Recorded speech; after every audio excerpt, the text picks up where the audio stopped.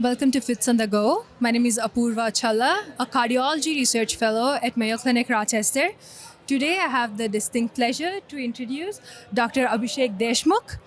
He's a cardiac electrophysiologist at Mayo Clinic, Rochester, as well as the Associate Program Director of Cardiac Electrophysiology Fellowship at Mayo Clinic. Welcome. Thank you, Apurva. Can you please share with us what is your vision for the field of cardiac electrophysiology in the next 5 and 10 years? It's a great question. And cardiac electrophysiology has changed a lot over the last couple of decades. And at least I've seen from my own training up to in the last 10 years, things have dramatically changed. But this is probably the best time to do electrophysiology because the field has evolving a lot. There are a lot of mechanistic insights on some of the common arrhythmias we treat, such as atrial fibrillation, ventricular tachycardia. And the way we treat them has refined. The old dogma that EP, it's a day-long procedure and takes forever. I think all those things are, gone. The procedure much more quicker, safer, efficient. The success rates are much higher, and some incredible tools what we have to map and ablate tachycardias in the heart is really it has really changed the field of EP. But beyond ablation, EP is one field where you can be a surgeon, you can be a cardiologist, you can be a radiologist, you can be an interventional cardiologist, and beyond that, you can be a really good doctor.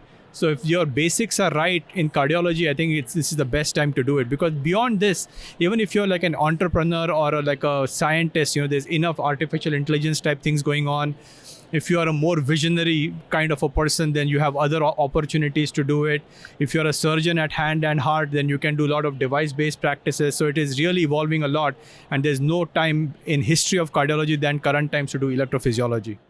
The next question I have for you is, as the Associate Program Director of the Cardiac Electrophysiology Fellowship at Mayo Clinic, what are the 3 top qualities in the candidates that you prioritize when you pick them for the fellowship? Yeah, that's a great question. And the thing is, it's not only 3 things what we are looking for.